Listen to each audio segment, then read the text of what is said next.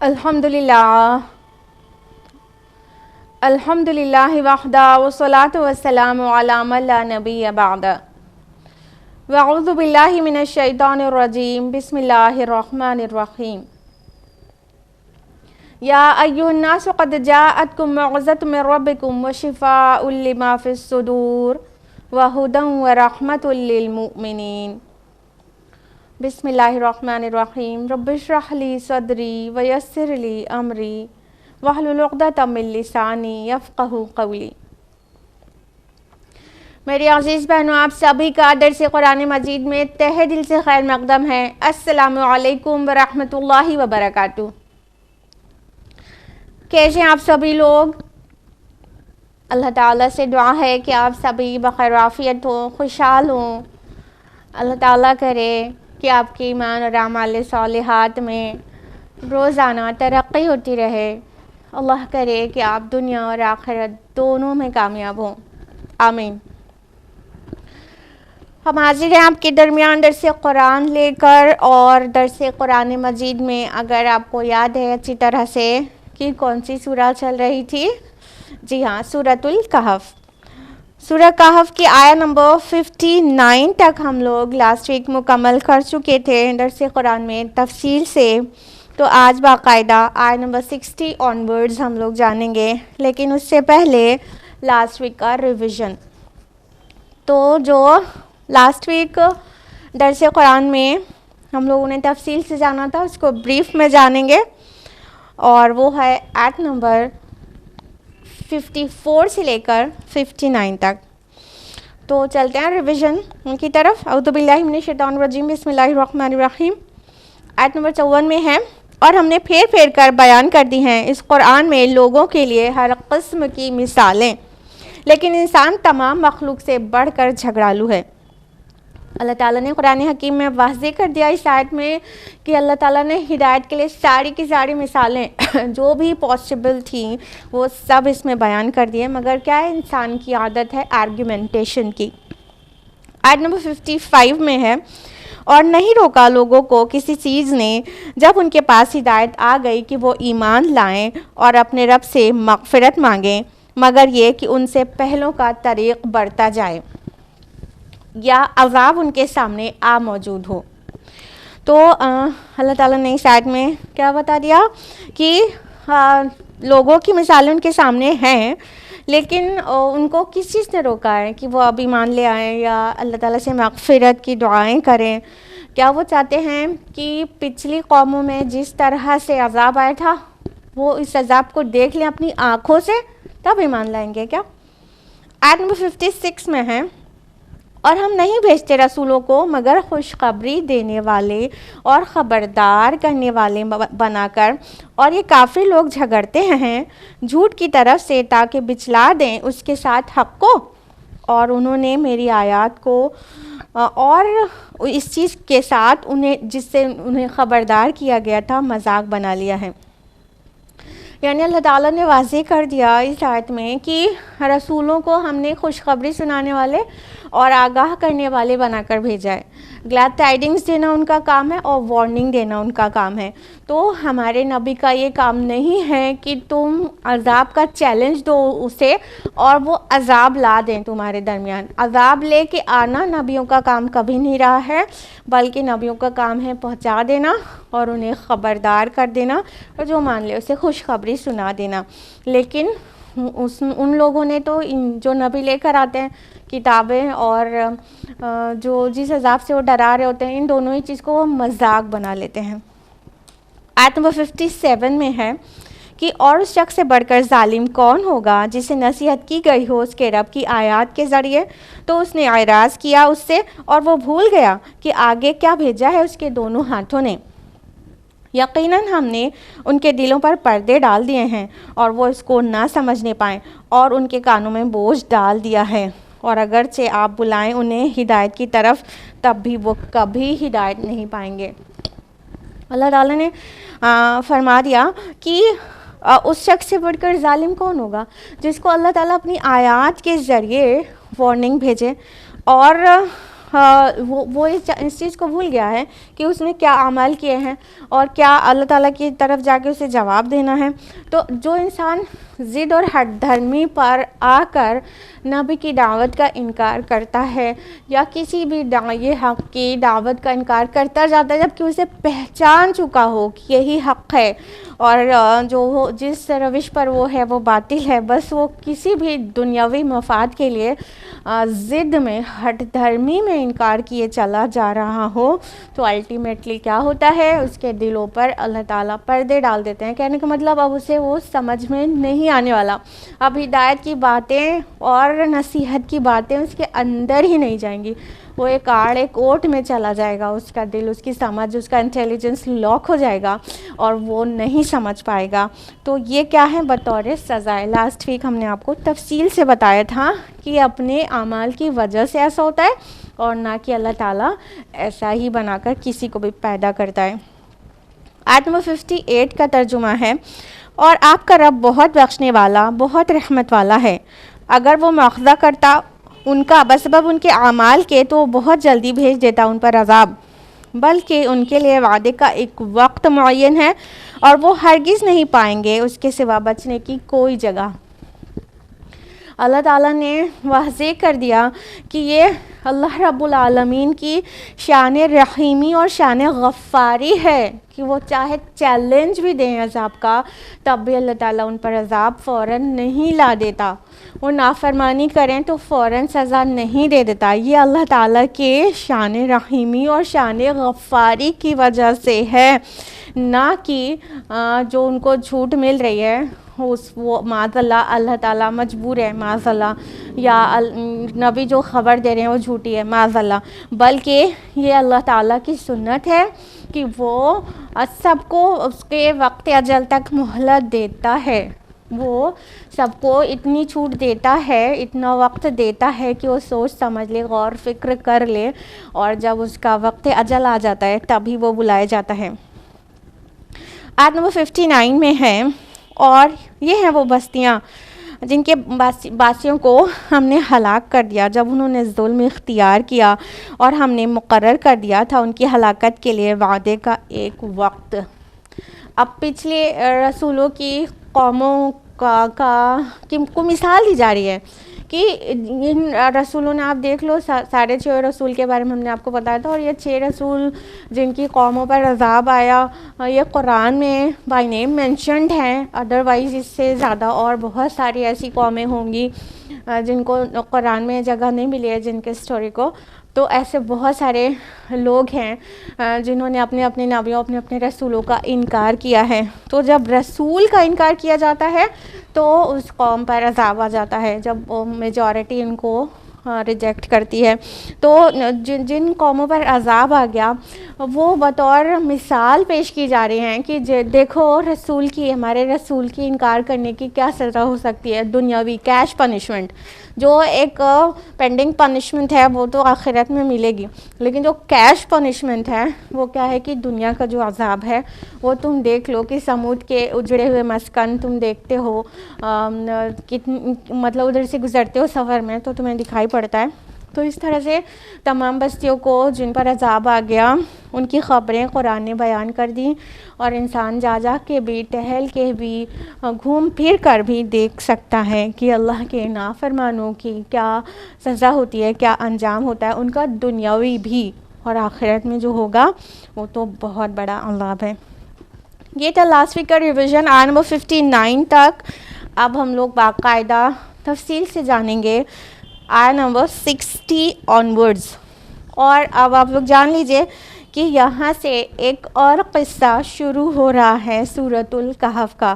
اس سے پہلے ہم لوگ اصحاب کہف کا قصہ جان چکے تفصیل سے، پھر اس کے بعد 2 باغ والوں اور 2 مردوں کا قصہ جان چکے، اور پھر تیسرا تھوڑا بریف میں تھا لیکن تھا ابلیس کا اور آدم علیہ السلام کا قصہ، یہ 3 ہو گیا.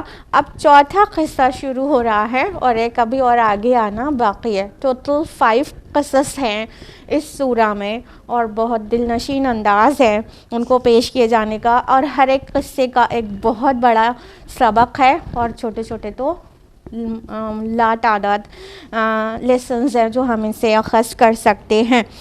تو آیت نمبر 60 آنورڈز موسیٰ علیہ السلام کے ایک سفر کا ذکر ہے جس میں وہ ایک اللہ کے بندوں میں سے ایک بندے سے ملاقات کریں گے اور وہ ان کی تربیت کریں گے.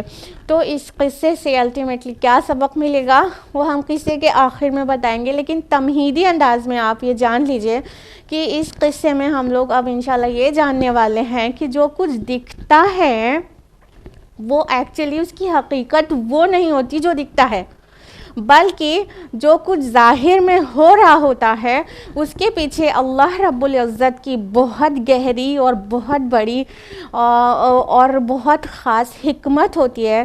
اللہ کی مشیت کے تحت، حکمت کے تحت چیزیں ہوتی ہیں. ظاہر میں انسان کے ساتھ ایسا لگتا ہے وہ بہت بڑی آزمائش میں پڑ گیا، وہ اس کی لائف میں ٹرائلز ہی ہیں اور وہ بڑی مصیبت کی زندگی گزار رہا ہے، لیکن اس مصیبت کے پیچھے بہت سارے خوشکن ریزنز ہوتے ہیں جو انسان کے آخرت کے لیے بہتر ہوتے ہیں اور دنیاوی اعتبار سے بھی تھوڑا صبر کیا جائے تو بہتر نتیجہ دیتے ہیں. تو موسیٰ علیہ السلام کو ایک اللہ تعالیٰ کے بندوں میں سے ایک بندے سے یہ پوری تربیت کرائی جا رہی ہے، پوری ٹریننگ ہے اس میں، اور اس کو ہمارے اور آپ کے سامنے پیش کیا گیا. اور جو مخاطب اول تھے اس قرآن کے جب یہ نازل ہو رہی تھی سورہ، یعنی اہل عرب، خصوصاً اہل مکہ، کیونکہ یہ مکی سورہ ہے، تو اہل مکہ کو یہ بتانا مقصود ہے کہ دیکھو موسیٰ علیہ السلام اور بنی اسرائیل جو اس وقت پس رہے تھے، ایسے ہی آج ہمارے آخری نبی کے جو فالوورز ہیں، جو صحابہ ہیں، وہ تمہارے مصائب برپا کیے جانے کی وجہ سے پس رہے ہیں. لیکن جان لو کہ یہ جو مسلمانوں کو یہ تسلی دینا بھی مقصد ہے کہ جان لو کہ یہ جو کچھ دکھ رہا ہے، جو تکلیفیں ہیں، وہ تمہارے لیے الٹیمیٹلی بہت فائدے کی ہیں، کیونکہ ظاہر میں جو کچھ دکھ رہا ہوتا ہے اس کی حقیقتیں وہ ایکچولی نہیں ہوتی ہیں جو انسان نتیجہ برآمد کر لیتا ہے. ایک کم فہم انسان جب اللہ تعالیٰ بہت گہرا ایمان نصیب کرتا ہے کسی کو تو وہ ان کو حقیقت بھلے سے نہ جان پائے لیکن اسے یقین رہتا ہے، بھروسہ رہتا ہے کہ یہ اللہ کی مرضی سے ہے، اس کی مشیت ہے، کوئی حکمت ہے جو ابھی میں نہیں سمجھ سکتا. تو اب بس اتنی تمہید کے ساتھ ہم لوگ شروع کریں گے اس قصے کو جو کہ آیت نمبر 60 سے سٹارٹ ہوتا ہے، اور آج ہم لوگوں کا درس بھی یہیں سے ہے. اعوذ باللہ من الشیطان الرجیم، بسم اللہ الرحمن الرحیم. وَإِذْ قَالَ مُوسَىٰ لِفَتَاهُ لَا أَبْرَحُ حَتَّىٰ أَبْلُغَ مَجْمَعَ الْبَحْرَيْنِ أَوْ أَمْضِيَ حُقُبًا. اور یاد کرو جب موسیٰ علیہ السلام نے اپنے نوجوان ساتھی سے کہا کہ میں چلنا نہیں چھوڑوں گا یہاں تک کہ 2 دریاؤں کے ملنے کے مقام پر پہنچ جاؤں، یا میں برسوں چلتا ہی رہوں گا. اب یہاں سے قصے کی شروعات ہو رہی ہے کہ اللہ تعالیٰ فرما رہے ہیں کہ اور یاد کرو کہ موسیٰ نے جب اپنے نوجوان ساتھی سے کہا تھا ایک سفر کے بارے میں. تو جہاں تک اس کا سوال یہ ہے کہ یہ موسیٰ علیہ السلام کو یہ سفر کب پیش آیا، تو اس میں مفسرین کے درمیان اختلاف ہے. کچھ مفسرین کہتے ہیں کہ یہ جو سفر تھا موسیٰ علیہ السلام کا وہ ان کو پیش آیا تھا جب وہ بنی اسرائیل کے ساتھ اسٹے کیے ہوئے تھے مصر میں اور فرعون کو دعوت دے رہے تھے.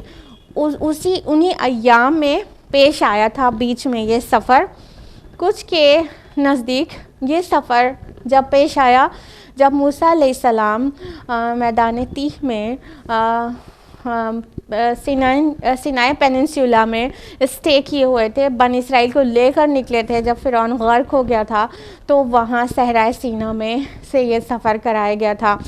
بہرحال اگر یہ سفر موسیٰ علیہ السلام کو مصر میں قیام کی جب انہوں نے کیا ہوا تھا، اور جب فرعون ابھی زندہ تھا، وہ اس کو غرق نہیں کیا گیا تھا، اس سے پہلے کا ہے، تو یہ رائے ہی زیادہ قوی بھی لگتی ہے، کیونکہ شروع میں کوئی بھی رسول، کوئی بھی نبی کو تربیت کی اللہ تعالیٰ کی طرف سے بہت زیادہ ہی ضرورت ہوتی ہے.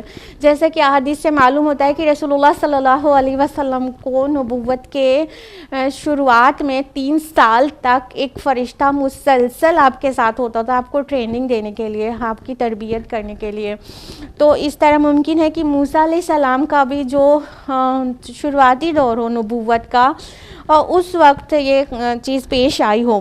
تو اگر یہ مصر کا قصہ ہے، مصر میں یہ سفر پیش آیا تھا جب موسیٰ علیہ السلام بنی اسرائیل کے درمیان تھے اور فرعون بھی اراؤنڈ تھا، تو اگر وہاں سے تھا تو یہ جو بات آ رہی ہے کہ نوجوان ساتھی کے ساتھ نکلے تھے، اور جو ارادہ کیا ہوا تھا کہ مجمع البحرین تک انہیں پہنچنا ہے، یعنی 2 دریاؤں کا سنگم، وہاں پہ سنگم تک پہنچنا تھا.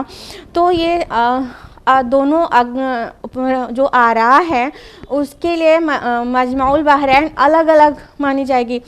اگر یہ مصر کی بات ہے تو مصر میں جو مجمع البحرین اس کے اراؤنڈ پایا جائے گا، تو وہ جو وہاں نائل ریور ہے نا، نیل ندی، تو نیل ندی کی جو دو اس کی بائیفرکیشن ہے، جو آ کے فائنلی نیل ندی بن کے ایک ہو جاتی ہے، ایک بحر ابیض کہلاتی ہے اور دوسری بحر احمر. تو یہ جو دونوں سٹریمز ہیں، تو یہ دونوں آ کر یونائٹ ہو کر پھر نیل ندی بن کر مصر کے اندر داخل ہوتی ہیں. تو یہ پھر نائل ریور کی دونوں سٹریمز ہو سکتی ہیں، وہ اور اس کے جو یونائٹ ہونے کا پوائنٹ ہے وہ جو سنگم ہے.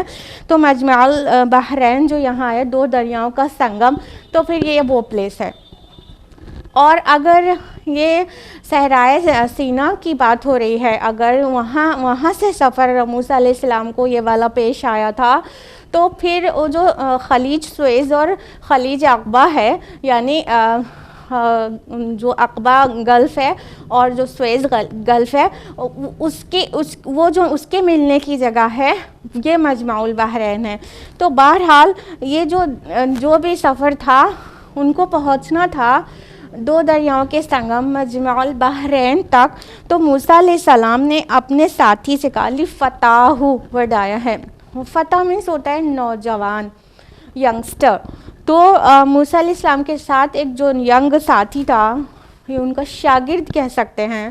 تو احادیث میں صراحت سے ملتا ہے کہ یہ یوشع ابن نون تھے، جو کہ موسیٰ علیہ السلام کے بعد میں خلیفہ بنے، اور اللہ تعالیٰ نے انہیں نبوت سے بھی سرفراز کیا.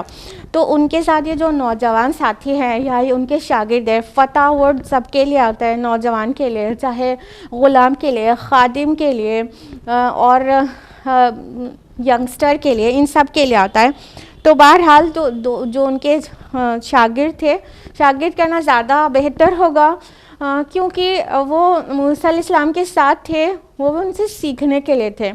اور یہ نبوت میں آپ اکثر پائیں گے کہ ہر نبی اپنا ایک کوئی خاص ساتھی بنائے رہتا ہے، اپنا ایک شاگرد کو بہت خاص بنائے رہتا ہے.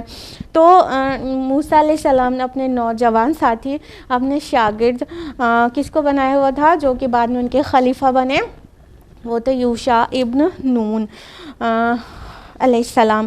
تو موسیٰ علیہ السلام نے اپنے ساتھی سے کیا کہا کہ میں چلتا ہی رہوں گا جب تک نہ پہنچ جاؤں 2 دریاؤں کے سنگم میں، چاہے مجھے کتنا بھی چلنا پڑے. اور امدیا حقوبہ، حقوب کا معنی ہوتا ہے بہت لمبا ٹائم، زمانہ، یا 80 سال کے برابر کا زمانہ، مطلب لانگ پیریڈ، ایپوک. ٹھیک ہے.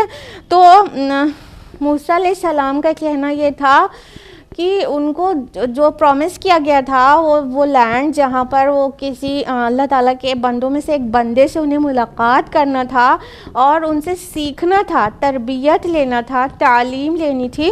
تو ان سیکھنے کے لیے اتنا کیوریس تھے وہ اتنا ایکسائٹیڈ تھے اور جاننے کے لیے، علم اپنا بڑھانے کے لیے. تو انہوں نے یہ کہا کہ میں سالہ سال چلتا رہوں گا، حقوق تک، چاہے جتنے سال ہو جائیں مجھے چلتے چلتے، میں دم لوں گا تو وہ دریاؤں کے سنگم پر جا کر ہی دم لوں گا. یعنی وہ پرومسڈ لینڈ جہاں پر ان کو ایک بہت خاص بندے سے ملنا تھا. آیت نمبر 61 ہے. اگر اس میں اس سے جو ٹیچنگ ملتی ہے اس کو نوٹس کے بغیر مت رہیے گا کہ انسان کو علم حاصل کرنے کے لیے سفر کی ضرورت آئے تو سفر کرنا چاہیے، مشقتیں برداشت کرنی پڑے تو مشقتیں برداشت کرنا چاہیے، بہت وقت دینا پڑے تو بہت وقت دینا چاہیے. ایک رسول کے ذریعے ہمیں سکھایا جا رہا ہے کہ ایک رسول جس کے پاس اللہ کے پاس سے وحی بھی آتی ہے، اس کے پاس علم کا سب سے خاص ماخذ بھی ہے، اس کے بعد بھی وہ کسی غیر اللہ سے سیکھنے کے لیے بھی اتنا کیوریس ہے، اتنا ایکسائٹیڈ ہے، اتنا شوق دکھا رہا ہے کہ تھکان بھرا بہت ٹائرنگ جرنی کرنے کے لیے بھی بے قرار ہے.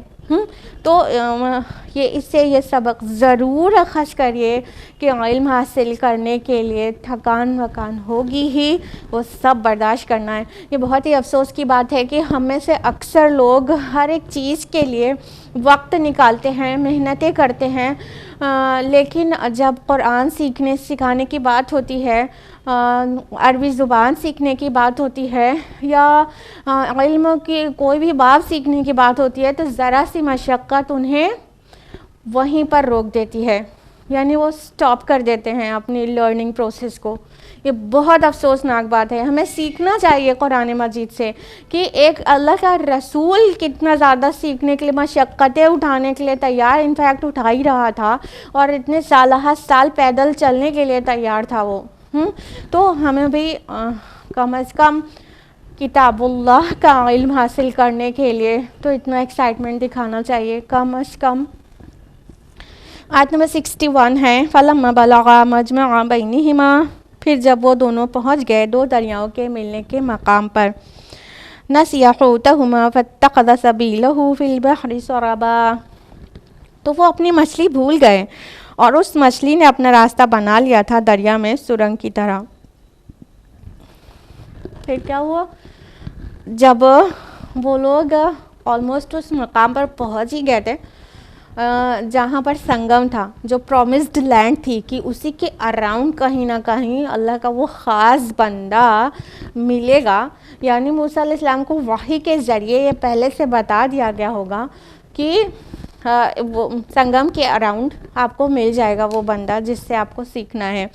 تو وہ لوگ وہاں پہنچ ہی گئے تھے. تو پھر کیا ہوا؟ ایک عجیب واقعہ ہوا. ان لوگوں نے اپنے توشے کے لیے جو بھنی ہوئی مچھلی رکھی تھی وہ زندہ ہوئی، اور عجیب طرح سے وہ لنچ باکس میں سے نکلی اور اس نے دریا میں سرنگ بنا کر وہ پانی میں چلی گئی زندہ ہو کر. مطلب یہ عجیب واقعہ تھا، اور وہ پانی میں چلی گئی. اور اس وقت موسیٰ علیہ السلام کو نیند آ گئی تھی غالباً، تو وہ آرام کر رہے تھے اور ان کو سو گئے تھے. تو یوشع ابن نون علیہ السلام نے دیکھا تھا کہ ایسا ہوا ہے، اور بہت عجیب چیز انہوں نے دیکھ لی اپنی، لیکن جب موسیٰ علیہ السلام جگے تو وہ بتانا بھول گئے تھے. تو وہ جو سنگم ان کو بتایا گیا تھا وہ جگہ پر پہنچ گئے تھے، اور جو اسپیسیفک پوائنٹ بتایا گیا تھا جو آگے آپ کو پتہ چلنے والا ہے، وہ بالکل وہ پوائنٹ پر پہنچ گئے تھے، لیکن یوشع ابن نون بتانا ہی بھول گئے. آیت نمبر 62 میں ہے. فَلَمَّا جَاوَزَ قَالَ لِفَتَاهُ آتِنَا غَدَاءَنَا لَقَدْ لَقِينَا مِنْ سَفَرِنَا هَذَا نَصَبًا. پھر جب وہ دونوں وہاں سے آگے نکل گئے تو موسیٰ علیہ السلام نے اپنے ساتھی سے کہا کہ اب ہمارا ناشتہ لے آؤ، اپنے اس سفر سے تو ہمیں بہت ہی تھکان ہو گئی ہے. پھر جو وہاں سے موسیٰ علیہ السلام بیدار ہوئے، اور یوشع ابن نون علیہ السلام دونوں لوگ وہاں سے آگے بڑھ گئے. جب آگے بڑھ گئے اور کچھ آگے تک چلے گئے اور پھر انہیں بھوک لگی. تو پھر موسیٰ علیہ السلام نے اپنے شاگرد سے یوشع ابن نون سے کہا کہ اب وہ ناشتہ نکالو، جو ہم لوگ بھنی ہوئی مچھلی لائے ہیں وہ نکالو، اور ہمیں اس سفر میں بہت زیادہ تھکان لاحق ہو گئی ہے. اب اس میں نوٹ کرنے والے پوائنٹس کیا کیا ہیں دیکھیے. پہلی بات تو یہاں پہ جو فش کے لیے جو ورڈ آیا وہ ناشتہ ورڈ آیا ہے، غداءنا، ہمارا ناشتہ. غدا جو بریک فاسٹ ہوتا ہے اس کو کہتے ہیں. تو اس سے پتہ چلتا ہے کہ وہ فش جو ہے ہرگز زندہ نہیں تھی، کہ کسی کو لگے کہ وہ زندہ مچھلی تھی اور پھر وہ پانی میں چلی گئی. کون سی عجیب بات ہے. نہیں، اگر وہ زندہ مچھلی ہوتی تو ہرگز موسیٰ علیہ السلام ناشتہ نہیں بولتے، پھر وہ مچھلی ہی بولتے نا. تو حوت ورڈ یہاں پہ نہیں آیا، ہاں غداءنا، ہمارا ناشتہ ورڈ آیا. ٹھیک ہے، تو اس سے ایک دم صاف پتہ چلتا ہے کہ وہ بھنی ہوئی مچھلی تھی. ٹھیک ہے، تو جو یہ لوگ سفر کے لیے نکلے تھے تو اپنے ساتھ زیادہ راہ کی شکل میں، ناشتے کی شکل میں وہ بھنی ہوئی مچھلی رکھے ہوئے تھے. دوسرا پوائنٹ یہاں پر یہ نکلتا ہے کہ زیادہ راہ لیے رہنا، سفر کا کھانا لیے رہنا، سفر کی ضروریات اپنے ساتھ لیے رہنا، یہ کوئی مطلب خلاف توکل بات نہیں ہے کہ انسان سوچے اللہ پہ بھروسہ ہے تو بس نکل جاؤ اور اللہ مدد کرے گا اور کھانے کو دے گا اور سونے کے لیے اویلیبل کر دے گا چیزیں. نہیں، زیادہ راہ اپنے ساتھ لے جانا ذرا بھی توکل کے منافی نہیں ہے. سفر میں جاتے وقت اپنے ساتھ کھانے پینے کی چیزیں، سونے کے بستر، واٹ ایور جو بھی ریکوائرڈ چیزیں ہیں وہ رکھ لینے میں کوئی بھی حرج نہیں ہے، بلکہ اللہ کے رسولوں نے بھی ایسا کیا ہے، زیادہ راہ ساتھ لیے رہے ہیں. تیسری بات یہ آتی ہے کہ موسیٰ علیہ السلام نے کہا اس سفر میں تو ہمیں بہت تھکان ہو گئی. اس سے کیا پتہ چلتا ہے کہ اپنی تھکان یا اپنی پریشانی کا اظہار کرنا، کسی سے شیئر کرنا، یہ بھی بالکل بھی ولایت تو کیا نبوت تک کے منافی نہیں ہے. کہ مطلب جو لوگ اولیاء اللہ کو بہت زیادہ مطلب ان کو جن سے دل لگا جن کا رہتا ہے، تو وہ لوگ ان کی شان میں غلو کرتے ہیں اور ان کو بھوک اور تھکان سب سے پاک بتا دیتے ہیں کہ نہ ان کو بھوک لگتی تھی، نہ تھکان ہوتی تھی، اور نہ یہ ان کی شان کے خلاف ہے کہ ان کو تھکان ہو یا ان کو بھوک لگے. تو یہ کیا غلو ہے. نبوت تک کے بھی منافی نہیں ہے، نبوت کی شان کے خلاف بھی نہیں ہے کہ وہ تھکیں. یہ بشری کمزوریاں ہیں جو رسولوں اور نبیوں کو بھی جب پیش آئیں تو اولیاء اللہ ولیوں کو پیش آنے میں کون سی حرج کی بات ہے. یہ ان کی شان میں ایکچولی غلو ہے کہ تھکان ان کے ساتھ مطلب تصور کرنا یا ان کو تکلیف اور نیند آنا، یہ سب ان کی شان کے خلاف ہے. تو یہ بالکل ایبسرڈ باتیں ہیں. موسیٰ علیہ السلام کو تھکان ہوئی تھی. یہاں پر مفسرین ایک نکتہ اور بیان کرتے ہیں، وہ یہ کہ چونکہ جو پرومسڈ لینڈ تھی، جو پرومسڈ پلیس تھی، اس سے آگے نکل گئے تھے تو تھکان محسوس کرنے لگے تھے زیادہ ہی. اس سے پہلے تک ان کو تھکان نہیں ہو رہی تھی، لیکن جس پوائنٹ پر پہنچنا تھا اس سے آگے نکل گئے تو اب بہت زیادہ تھک گئے تھے.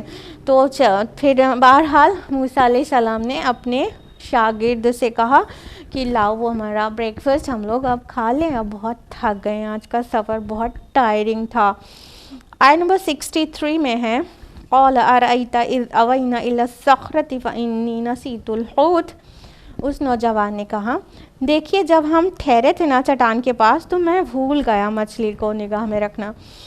وما انسانیہ الا الشیطان ان اذکرہ واتخذ سبیلہ فی البحر عجبا. اور نہیں مجھے بھلائے رکھا مگر شیطان نے کہ میں آپ سے اس کا ذکر کروں، اور اس نے تو بنا لیا تھا اپنا راستہ دریا میں عجیب طرح سے. اب یوشع ابن نون کو یاد آ گیا کہ انہوں نے یہ کیا غلطی کر دی، ان سے یہ کیا مسٹیک ہو گئی. تو انہوں نے بہت پیارے انداز میں اس کا جواب دیا. ارائیتا، ارے آپ نے نہیں دیکھا، یہ ایک کلمہ تعجب ہے. ارائیتا کہ ایکچولی ایسا ہوا یا ایسا ہوا، آپ کو نہیں پتا.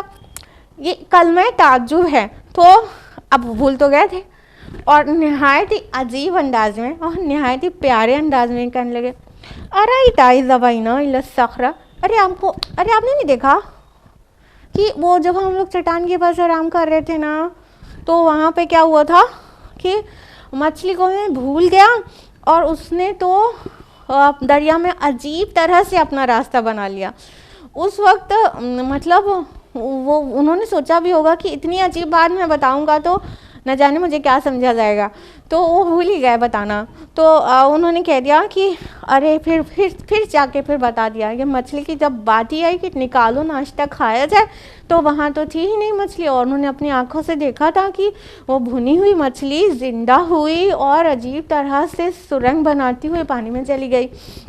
تو پھر ان کو بتانا پڑ گیا، اور وہ بتانا ہی تھا کہ ارے وہ تو بہت عجیب طرح سے دریا میں واپس چلی گئی تھی اور میں آپ سے بتانا بھول گیا. سے ایک بھولا سا اسٹوڈنٹ ہونا، آپ ٹیچر کو کچھ بتانے میں بھول جائے تو اسٹوڈنٹ اتنا ہی بھولا بن جاتا ہے نا کہ ہاں میں بھول گیا نا میم، میں بھول گیا سر، میں بھول گیا نا ایسے. تو انہوں نے بھی کہا کہ میں بھول گیا آپ سے ذکر کرنا اس کا، اور مجھے شیطان نے ہی بھلائے رکھا. اس سے کیا پتہ چلتا ہے کہ دیکھیے یہ جو یوشع ابن نون ہے یہ بھی تو آنے والے نبی ہیں نا، تو نبوت کے بھی منافی نہیں ہے نسیان یا شیطان کی طرح سے وسوسہ اندازی. ٹھیک ہے، تو وسوسہ آ جانا یا کوئی بھول چوک ہو جانا، نسیان جو ہے بھول چوک ہو جانا، تو وہ نبوت کے بھی منافی نہیں ہے، اور یہ شیطان کی طرف سے ہی ہے. اور یہ ہمیشہ کہا جاتا ہے کہ جو بھی ہے جو مطلب جو مدر آف آل لیولز ہے وہ کہاں سے ہے، وہ شیطان کی طرف سے ہے. شیطان ہی سارے مطلب برائیوں کی جڑ بنیاد ہے. تو یہ بھی ایک نیگیٹو چیز تھی بھول جانا، تو وہ شیطان کی طرف سے تھا. تو انہوں نے بہت ہی بھولے پن سے کہہ دیا کہ موسیٰ علیہ السلام سے کہ وہ کیا ہے نا کہ میں بھول گیا آپ کو بتانا کہ وہ تو دریا میں عجیب طرح سے راستہ بنا کر پانی میں چلی گئی تھی. دیکھیں اب کیا ہوتا ہے. آیت نمبر 64، قال ذلک ما کنا نبغی. موسیٰ علیہ السلام نے کہا یہی تو وہ تھا جس کی ہمیں تلاش تھی. فارتد علی آثارہما قصصا، پس وہ دونوں واپس لوٹے اپنے نقوش پا کو دیکھتے ہوئے. اب موسیٰ علیہ السلام حیران، ارے اسی جگہ کی تو ہمیں تلاش تھی. اس سے کیا پتہ چل رہا ہے کہ موسیٰ علیہ السلام کو جو پرومس کیا گیا تھا پلیس، وہ اس کا سمبل یہی بتایا گیا تھا کہ جہاں پر آپ کے ناشتے کی بھنی ہوئی مچھلی زندہ ہو کر پانی میں چلی جائے گی وہیں پر وہ بندہ آپ کو ملے گا. یہ موسیٰ علیہ السلام کو وحی کے ذریعے پہلے ہی بتایا گیا تھا، اور انہوں نے یوشع ابن نون سے بتانے کی ضرورت نہیں سمجھی ہوگی تو نہیں بتایا. اور جب وہ جگہ پہ پہنچے جس چٹان سے وہ ٹیک لگا کر آرام کر رہے تھے، وہاں پر بالکل وہی پوائنٹ پر پہنچ چکے تھے اور وہ مچھلی وہاں سے نکل کے چلی گئی، اور موسیٰ علیہ السلام نے دیکھا نہیں اور یوشع ابن نون نے بتایا نہیں اور آگے بڑھ گئے. اب جب آگے بڑھ کے پتہ چلا کہ وہ جہاں پہ جس چٹان سے ٹیک لگا کر آرام کر رہے تھے وہاں پہ یہ کیس ہوا تھا، تو موسیٰ علیہ السلام نے اپنا سر پکڑ لیا، ارے اسی جگہ کی تو تلاش تھی. پھر کیا ہے، اب دیکھیے غور کریے کہ اگر ایک بہت امپورٹنٹ بات ایک اسٹوڈنٹ ٹیچر کو بتانا بھول جائے تو ٹیچر کا غصہ کیسے بھڑکتا ہے. کتنی بات سنا کے رکھ دیتے ہیں ٹیچرز اپنے بچوں کو، ہاں. لیکن موسیٰ علیہ السلام نے دیکھی یہاں پہ کیا کہا، صرف اتنا ہی کہا، ارے اسی جگہ کی تو تلاش تھی، اور کچھ بھی نہیں. نہ ڈانٹنا، نہ ڈپٹنا، نہ ان کے بال کھینچنا، نہ سزا دینا، نتھنگ ایٹ آل. کیا کہا، ارے اسی جگہ کی ہمیں تلاش تھی، بس اتنا. پھر کیا کیا، پھر الٹے پیر بھاگے اپنے نقوش پا کو دیکھتے ہوئے، اپنے فٹ سٹیپس کو پہچانتے ہوئے بیکورڈ ڈائریکشن میں سفر کرنا شروع کر دیا کہ ارے وہ جو جگہ چھوڑ کر آئے ہیں ایگزیکٹلی وہی جگہ مجھے بتائی گئی تھی جہاں پر اس بندے کو ملنا ہے جس کے لیے ہم لوگ اتنا ٹائرنگ جرنی کر رہے ہیں. تو پھر کیا ہوا، موسیٰ علیہ السلام اور یوشع ابن نون اپنے قدموں کے نشان کو دیکھتے ہوئے واپس پلٹے اسی جگہ پر پہنچنے کے لیے جہاں پر وہ بندے خاص ملنے والا تھا. آیت نمبر 65. فوجد عبدا من عبادنا آتيناه رحمة من عندنا وعلمناه من لدنا علما. تو پایا انہوں نے وہاں ہمارے بندوں میں سے ایک بندے کو جسے ہم نے رحمت عطا کی تھی اپنی طرف سے اور اسے سکھایا تھا ایک علم خاص اپنے پاس سے. جب وہ لوگ ریٹرن ہوئے اس جگہ پر اور پہنچ گئے تھے وہاں پر جہاں پر بندے کو ملنا تھا, تو پھر فائنلی انہوں نے پا لیا اس کو جس سے ملنے کے اشتیاق میں موسیٰ علیہ السلام اتنی ٹائرنگ جرنی کر رہے تھے اور بہت زیادہ ایکسائٹیڈ تھے اور بہت زیادہ شوق سے وہاں پر پہنچنا چاہ رہے تھے اور اس سے ملنا چاہ رہے تھے. اب یہاں پہ جو بندے کی بات آ رہی ہے کہ جن سے ملنے کے لیے گئے تھے اور اللہ تعالیٰ نے ان کا انٹروڈکشن دیا, عبدم من عبادنا, میرے بندوں میں سے ایک بندہ. ٹھیک ہے, اب اس کی تفصیلات میں آپ نے بہت ساری ہوائی کہانیاں سنی ہوں گی, ہاں, کہ یہ پہلے تو خضر علیہ السلام تھے, خضر کہتے ہیں اور کئی پروننسیشن ہیں, لیکن جو بیسٹ ہے جو زیادہ صحیح ہے وہ خضر ہے. ٹھیک ہے, خضر خا پر فتحہ اور ضاد پر کسرہ اور را ساکن. ٹھیک ہے, خضر ہے. تو خضر اخضر سے ہے یعنی گرین, ریلیٹڈ ٹو گرین.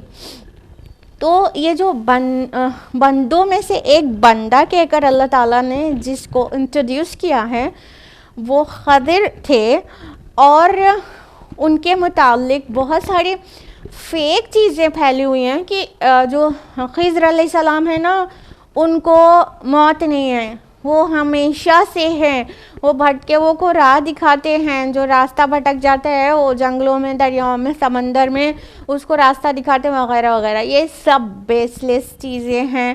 قرآن حکیم میں آپ نے ضرور پڑھا ہے اور آپ کے ضرور علم میں ہے, کل نفس ذائقۃ الموت, ہر ایک نفس کو موت کا مزہ چکھنا ہے, یعنی کوئی بھی ایسا نہیں ہے جو کہ ہمیشہ زندہ رہنے والا ہو, تو چاہے خضر ہی کیوں نہ ہو وہ بھی کبھی زندہ ہمیشہ زندہ رہیں ایسا ہو ہی نہیں سکتا.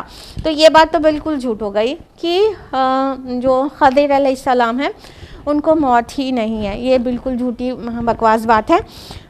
رہی بات کہ کیا چیز ان کے متعلق ہے, یہ کون تھے اور اللہ تعالیٰ نے بندوں میں سے ایک بندہ کہا ہے, تو یہ انسان تھے کہ نہیں تھے, فرشتے تھے کہ نہیں تھے, یا کوئی اور مخلوق تھے, اس میں مفسرین کی مختلف آراء ہیں, لیکن اس میں سے جو top most comparatively more reliable معلوم ہوتی ہے وہ ہم آپ کے سامنے رکھیں گے. دیکھیے, ایک رائے تو یہ ہے کہ یہ انسان تھے اور غیر نبی تھے. ٹھیک ہے, یہ بھی مانا جاتا ہے کہ یہ نبی نہیں تھے لیکن انسان ضرور تھے, اور موسیٰ علیہ السلام کو ان کے ذریعے سے سکھایا گیا, اور ایسا بالکل ہو سکتا ہے کہ رسول ہو, نبی ہو, اس کو اللہ تعالیٰ کی طرف سے علم ملتا ہو وحی کے ذریعے, لیکن کوئی جو ٹائپ آف نالج ہے وہ اس کو نہ ہو اور وہ کسی اور کے ذریعے سے سکھایا جائے. تو یہ پہلی اوپینین ہے کہ وہ انسان تھے اور غیر نبی تھے. ٹھیک ہے, دوسری اوپینین یہ ہے کہ وہ انسان تھے اور وہ نبی ہی ہو سکتے ہیں, کیونکہ نبوت جو درجہ ہے یا رسالت وہ ہائیسٹ ہے دور کے لوگوں میں, سب سے اونچی پوزیشن ہے, سب سے ہائیسٹ پوسٹ ہے.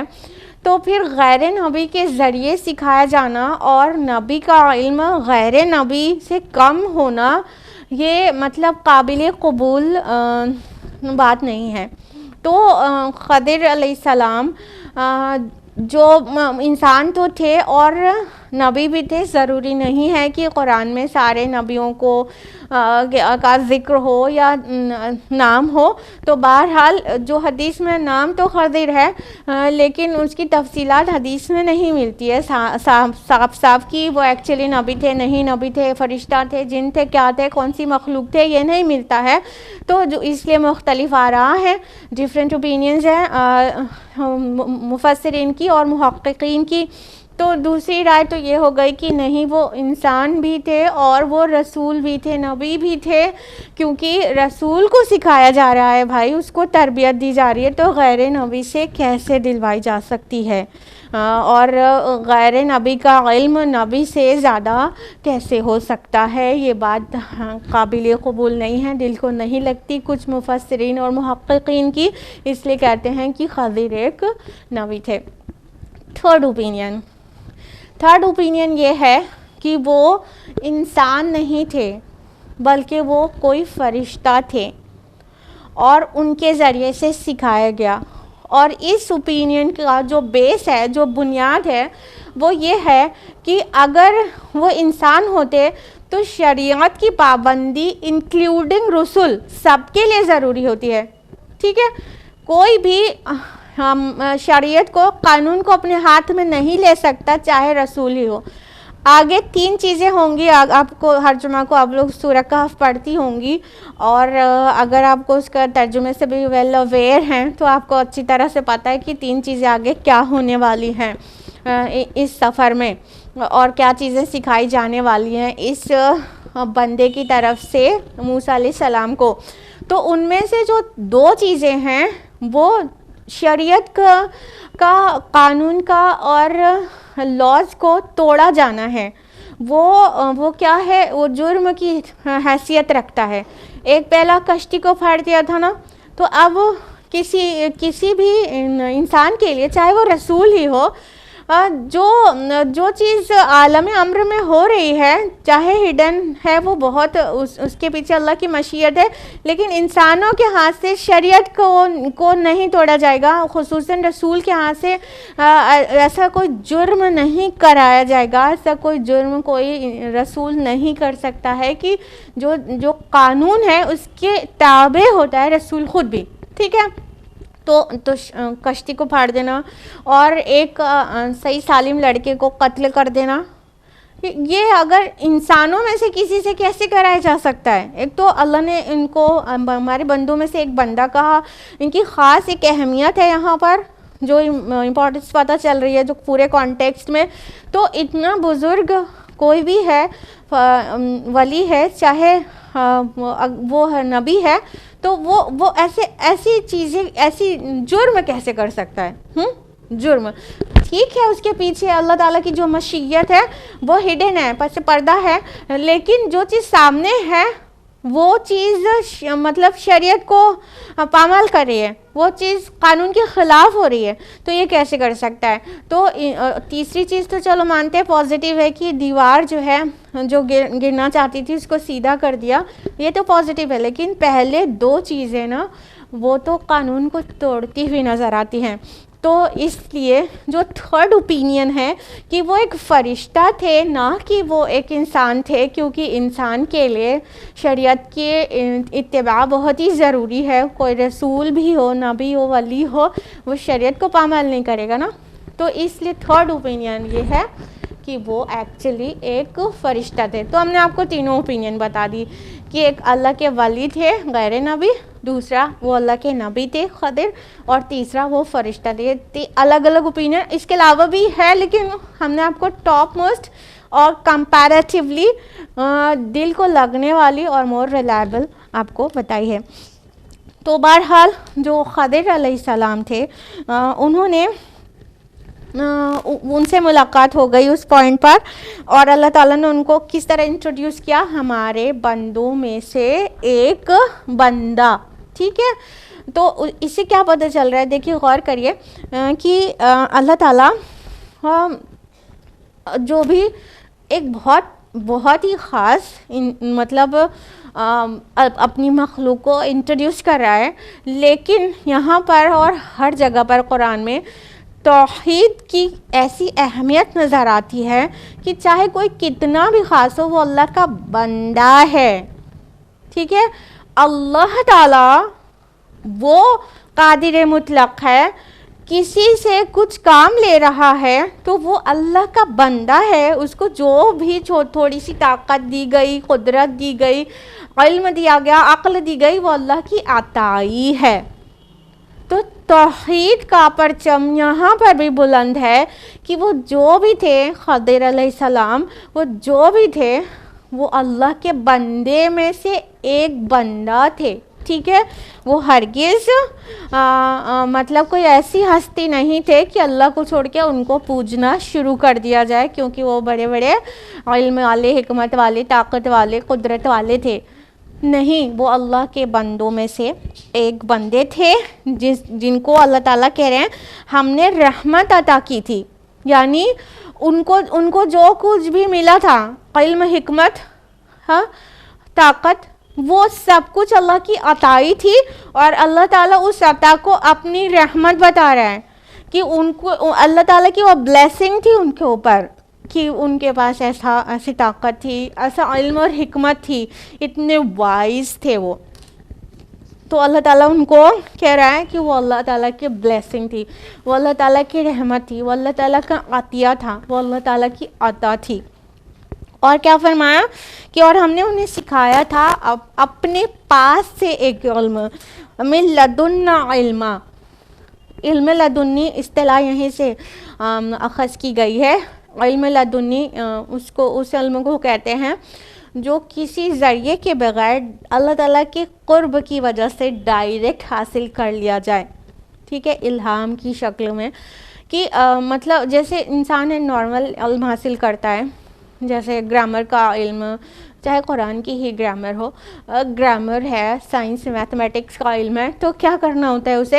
اسے مشقت آتی ہے پیش، اور اسے محنت کرنی ہوتی ہے، اور اسے اپنے 5 سینسز کی ہیلپ سے اسے ریسیو کرنا ہوتا ہے. ٹھیک ہے، تو علم کیا مانگتا ہے؟ محنت، مشقت اور حواس خمسہ کا ایکٹیو رہنا، یہ سب مانگتا ہے علم حاصل کیا جانا.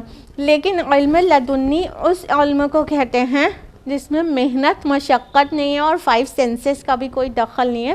اللہ تعالیٰ کی طرف سے الہام کی شکل میں بندے کے دل میں کوئی علم ڈال دیا جائے، اسے علم لدنی کہتے ہیں. تو یہاں پہ ایکچولی یہ جو علم لدنی کانسیپٹ ہے نا، جو اصطلاح ہے، وہ ایکچولی یہاں سے ڈیرائیوڈ ہے، یہاں سے ٹیکن ہے، من لدنا علما، اس آیت سے. تو وہ جو بھی بندے تھے اللہ تعالیٰ کے، ان کے پاس ایسا علم تھا جو اللہ تعالیٰ نے خاص ان کو عطا کیا تھا.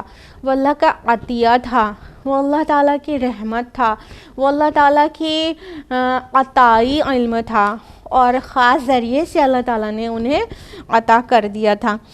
اچھا، اب جو لوگ اس بات کو کہتے ہیں کہ وہ نبی نہیں تھے، ولی تھے، جو فرسٹ اوپینین ہم نے آپ کو بتائی نا، ولی تھے، تو ان لوگوں کو یہاں پہ ایسے اپنی پوائنٹ کو مضبوط بتاتے ہیں کہ اگر یہ رسول ہوتے، نبی ہوتے، تو ڈائریکٹ وحی ورڈ آ جاتا نا، علم لدنی ورڈ لانے کی کیا ضرورت تھی؟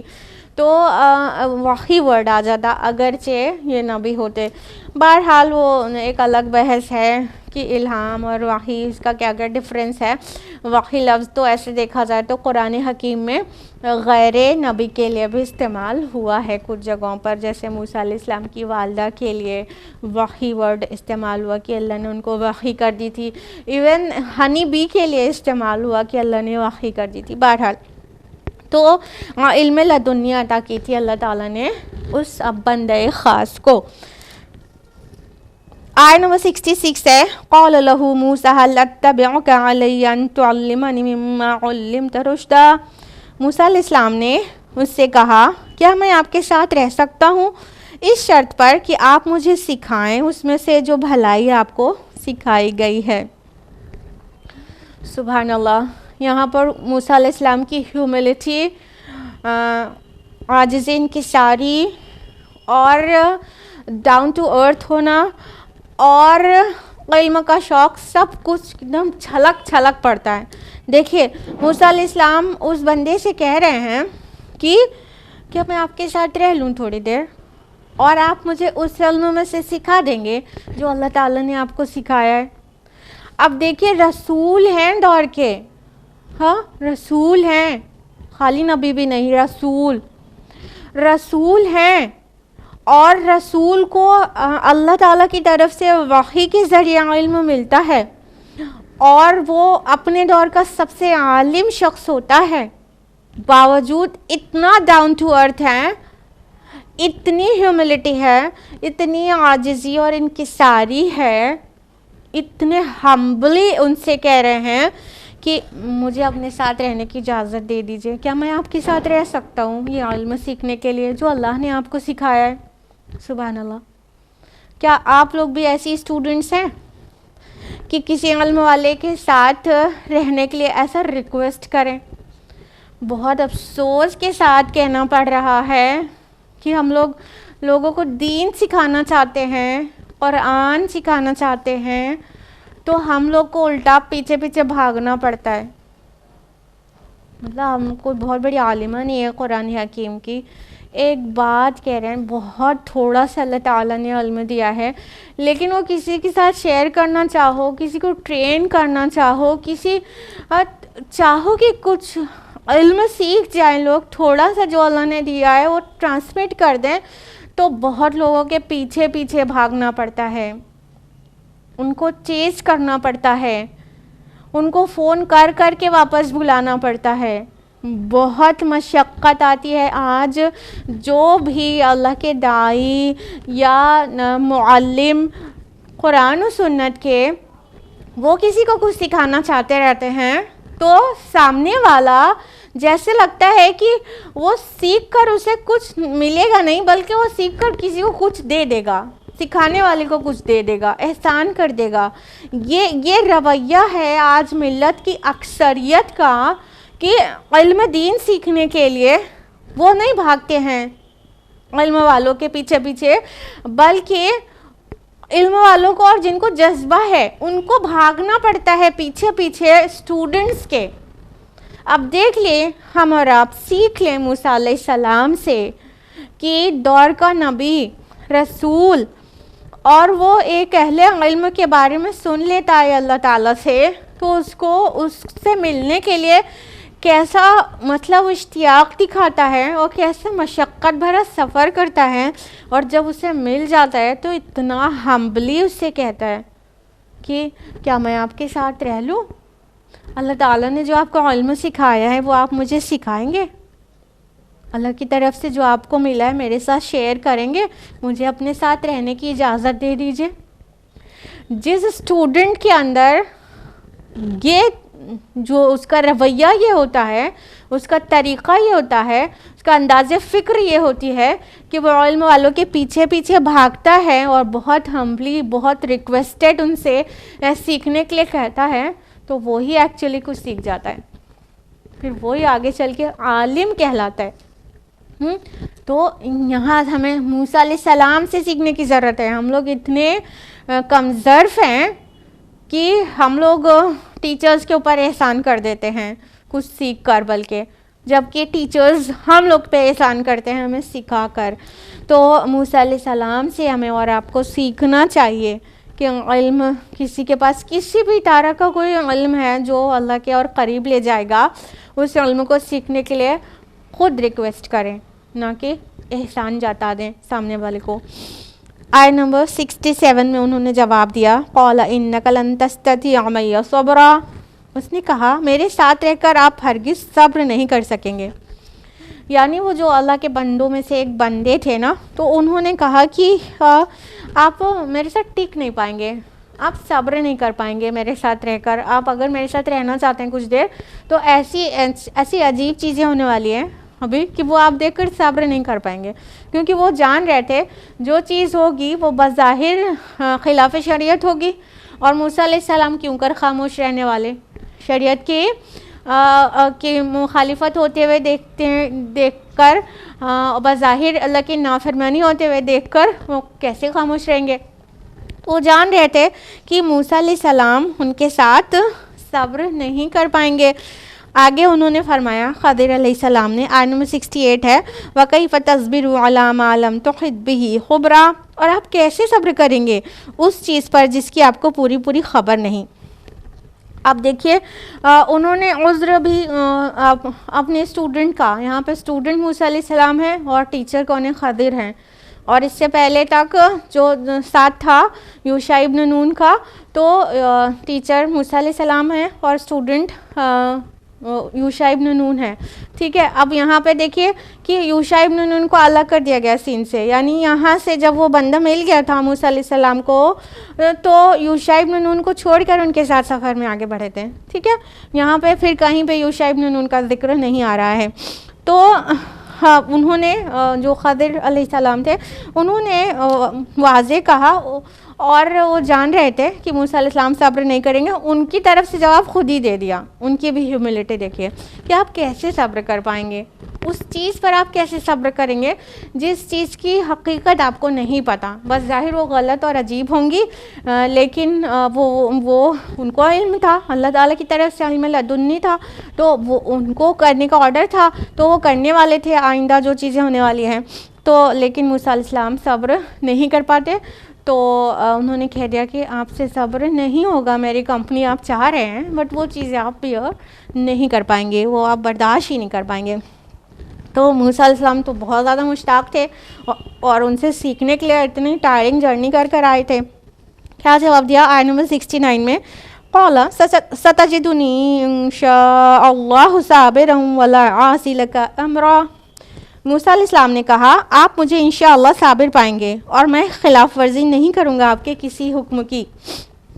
تو موسیٰ علیہ السلام نے کیا جواب دیا کہ نہیں مجھے چلنا ہے، آپ مجھے صبر کرنے والا پائیں گے، میں صبر کر لوں گا انشاءاللہ اور آپ کی نافرمانی نہیں کروں گا۔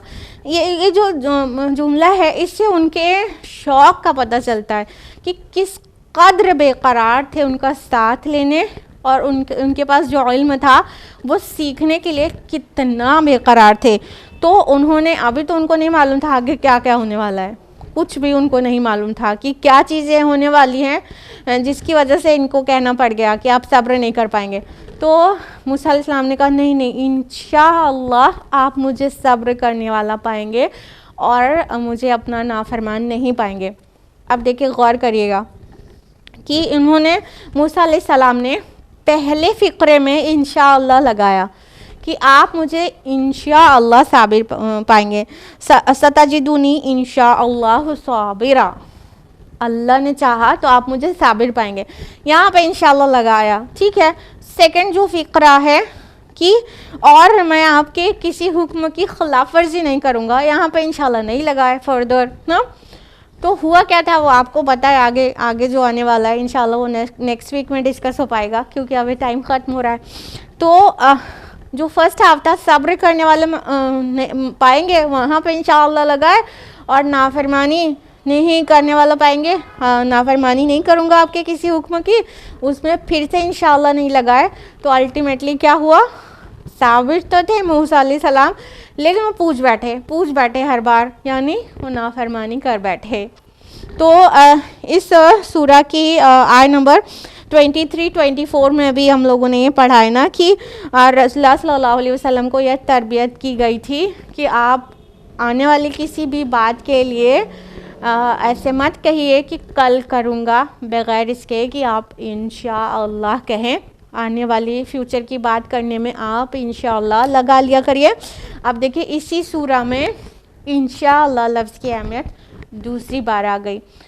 مت سمجھیے گا کہ یہ کوئی چھوٹی باتیں ہیں، ہر بات میں اپنے دن بھر کے روٹین میں اللہ تعالیٰ کو ہر بات میں شامل کرنا مومن کے ایمان کا تقاضا ہے، کیونکہ والذین آمنوا اشد حبا للہ، جو لوگ ایمان لاتے ہیں، جو ایمان والے ایکچولی ایمان والے ہوتے ہیں، وہ اللہ کی محبت میں شدید ہوتے ہیں۔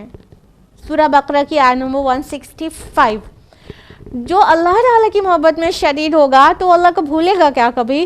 کیونکہ شدت کی محبت ہمارے دماغ پر چھا جاتی ہے. اللہ تعالیٰ سے شدت کی محبت ہوگی تو کسی بھی وقت انسان اللہ تعالیٰ کو نہیں بھولے گا, اور نہیں بھولنے کا الٹیمیٹ جو ریفلیکشن ہوگا وہ قول و عمل میں اللہ کا ذکر کی شکل میں آئے گا.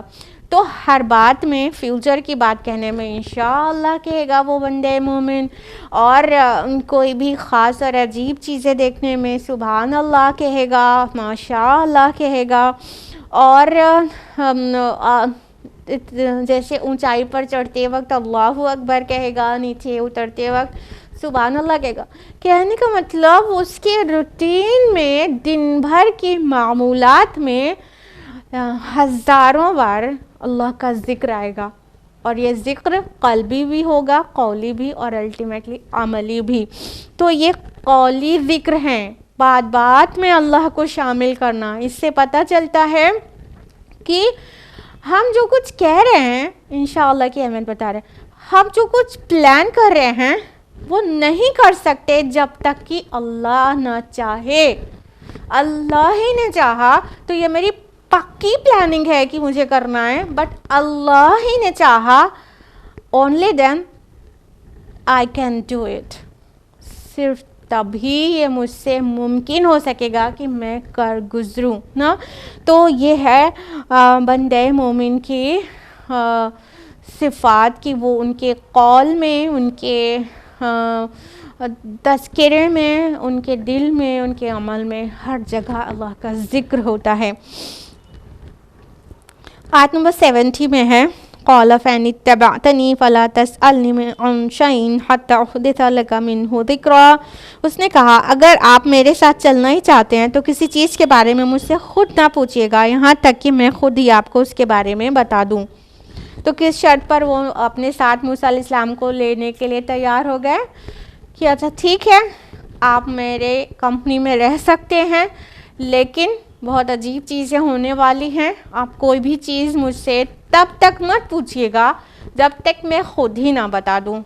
وہ جان رہے تھے کہ جو چیزیں ہوں گی وہ ان کے لیے سوال, ان کو بار بار سوال کریں گے, تو اس لیے پہلے انہوں نے شرط لگا دی کہ خود سے مت پوچھیے گا جب تک میں خود نہ بتا دوں. اس سے صاف پتہ چل رہا ہے کہ ان کا پلان تھا کہ وہ بعد میں وضاحت کر دیں گے کہ جو چیزیں کی ہیں وہ اپنی مرضی سے نہیں کی ہیں, اللہ کے حکم سے کی ہیں, اور اس کے پیچھے اللہ کی بہت بڑی مشیت کار فرما ہے, اور وہ بہت بڑی حکمت کام کر رہی ہے. وہ ان کو بتا دینے کا پلان تھا, لیکن وہ جان رہے تھے اتنی عجیب چیزیں ہیں, اور ایک رسول کیسے شریعت کی مخالفت اور ایک جرم کا ارتکاب دیکھ کر چپ کیسے رہے گا, وہ بار بار سوال کرے گا. تو انہوں نے شرط لگا دی کہ اچھا ٹھیک ہے آپ چلیے میرے ساتھ, بٹ کویشچن بیچ بیچ میں مت پوچھیے گا جب تک کہ میں خود ہی آپ کو سب کچھ نہ بتا دوں. تو یہاں تک نمبر 70 تک ہم لوگ پہنچے ہیں, اور ٹائم اپ ہو گیا, اس لیے آج ہم لوگ یہیں تک رکیں گے, اور اگلے ہفتے ہم لوگ نمبر 71 آنورڈز جانیں گے. اس سفر کے جو متعلق اور آیات ہیں وہ انشاءاللہ اگلے ہفتے. آج کے لیے اتنا ہی. اللہ رب العالمین سے دعا ہے کہ ہم سب کو قرآن مجید پڑھنے, سمجھنے, عمل کرنے, غور و فکر کرنے, غور تزنی کرنے اور غیروں تک پہنچانے کی توفیق عطا فرمائے. آمین. وآخر دعوانا الحمدللہ رب العالمین. والسلام علیکم ورحمۃ اللہ وبرکاتہ.